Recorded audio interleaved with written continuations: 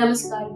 జాతీయ స్థాయిలో ధర్మ జాగరణ, సంస్కృతి, విలువలు, సాంఘిక సేవా కార్యక్రమాలలో పాల్గొంటూ అంకిత భావం, క్రమశిక్షణతో జాతీయ అభివృద్ధికి కృషి చేస్తున్న శ్రీ అలీ శ్యామ్ కుమార్ జీ రాష్ట్రీయ స్వయం సేవక్ సంఘ్ ఆర్ఎస్ఎస్ సీనియర్ కార్యకర్తతో ముఖాముఖి ద్వారా మనం కొన్ని విషయాలు తెలుసుకుందాం.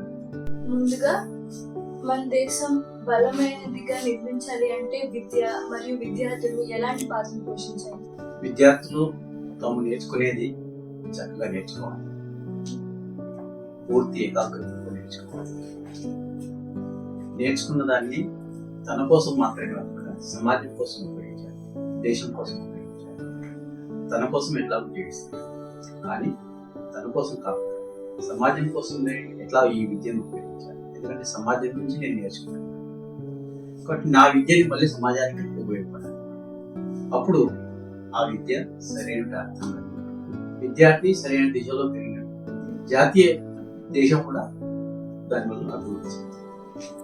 ఇప్పుడు ఈ మధ్య కాలంలో విద్యార్థుల్లో క్రమశిక్షణ మరియు మంచి స్వభావం తగ్గుతుంది కాబట్టి అది మళ్ళీ పెంపొందించాలి అంటే విద్యార్థులు ఏ విలువలు అనుసరించాలి?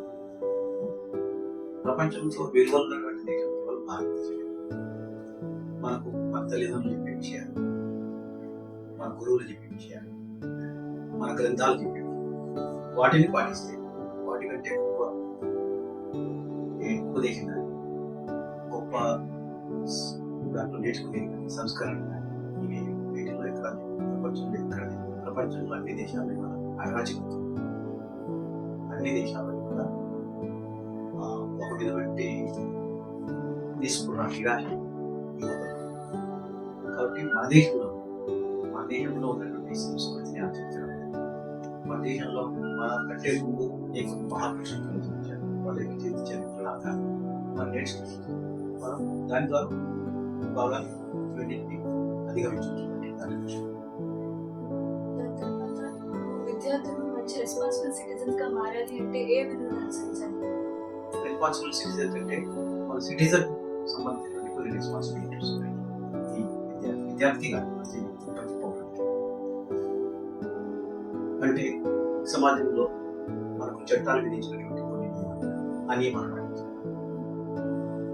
మన సంస్కృతి విధించిన కొన్ని నియమాలు, మన కుటుంబము విధించిన కొన్ని నియమాలు, మన జీవన విధానం విధించిన కొన్ని నియమాలు, వాటిని మనం పాటిస్తే మంచి సిటిజన్ తయారు. ఉదాహరణ, చట్టం నియమించినటువంటి నియమాలు, మనం రోడ్డు మీద ట్రాఫిక్ రూల్స్ పాటించాలి. చట్టం విధించినటువంటి నియమాలు పాటించకపోతే ఏమవుతుంది? ప్రమాదాలు, యాక్సిడెంట్స్. అట్లా చట్టం విధించినటువంటి చాలా నియమాలు. కారులో కూర్చున్నప్పుడు బయట పెట్టుకోవాలి, కారులో కూర్చున్నప్పుడు ఫోన్ మాట్లాడుకుంటాడు డ్రైవర్, లేదా బైక్ నడిపేప్పుడు ఫోన్ మాట్లాడుకుంటాడు, బైక్ నడిపేప్పుడు హెల్మెట్ ధరించాలి. ఇలాంటి చట్టం విధించినటువంటి నియమాలు ఏమైనా ఓటు వేయాలి, చట్టం రాజ్యాంగంలో ఓటు వేయాలి, ఇట్లాంటివన్నీ చట్టం విధించాలి. అట్లానే మన జీవన విధానం విధించిన నియమాలు పెద్దల్ని గౌరవించాలి. చట్టంలో లేదు కానీ మన జీవన విధానం, మన హిందూ సంస్కృతి, మన భారతీయ సంస్కృతి విధించిన పెద్దల్ని గౌరవించాలి, వృద్ధుల్ని గౌరవించాలి, మహిళల్ని గౌరవించాలి. ఇవన్నీ మన యొక్క సంస్కృతిలో విధించిన నియమాలు, వీటిని పాటించాలి. ఎక్కడ పడితే అక్కడ పొమ్ముదాం, వాళ్ళ పాన్ గుట్కాలు తిని ఎక్కడ పడితే అక్కడ. ఇవన్నీ మన జీవన విధానానికి, మన దేశాన్ని ఏ విధంగా చక్కగా ఉంచుకోవాలి, అభివృద్ధి పదంలో నడపాలి, దేశాన్ని శుభ్రంగా మనంతలో మనమే విధించుకుంది. చట్టాల్లో లేవు కానీ మనంతలో మనమే విధించుకుంది. చెత్త ఉంది, చెత్తనే కాదు, ఇది మనంతలో మన ఉంది, చెత్త ఉండి ఉంది, చెత్త వేయాల్సిన స్థలం అక్కడ వేయాలి. ఎక్కడ మన ఇల్లు శుభ్రం చేసుకుంటాం, చట్టం ఏం చేయదు కానీ మనమే చేయొచ్చు, కొన్ని శుభ్రతను పాటించాలి. ఇది నా నియమం. అట్లా ఇలాంటివన్నీ నియమాలు పాటిస్తే మంచి పౌరుడిగా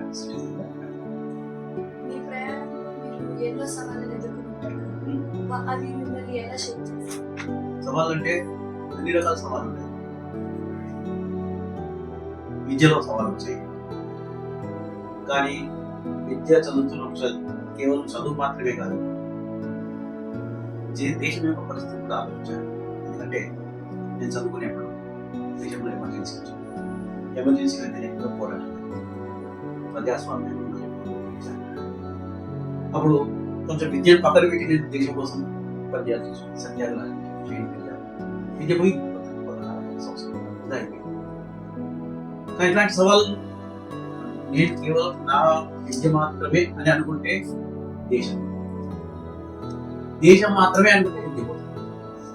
రెండింటినీ సమన్వయం చేసుకుంటుంది. ఇలాంటి సవాళ్ళు వాటిని సమన్వయం చేసుకుంటుంది.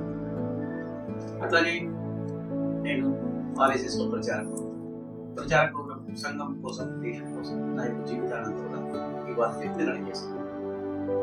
అంటే పెళ్లి చేసుకోకుండా, సంపాదన ఏది లేకుండా దేశం కోసమే జీవితం. అనేక సవాళ్ళు వచ్చినాయి. అనేక బంధువుల నుంచి కానీ, ఇంటి నుంచి కానీ, అందరి మంది స్నేహితుల నుంచి వ్యతిరేక సవాళ్ళు వచ్చాయి. అక్కడ నిలబడి ప్రచారక పనిచేస్తున్నప్పుడు కూడా సమాజంలో అనేక మంది అనేక రకాల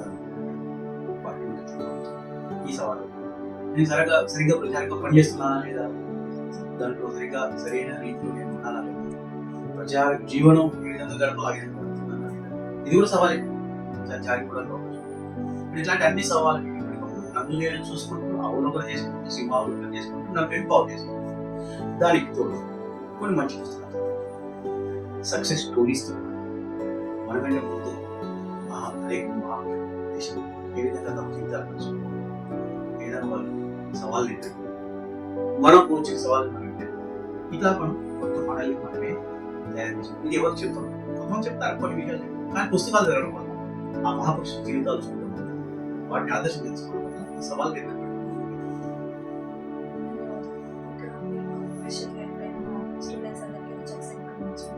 సంతోషం.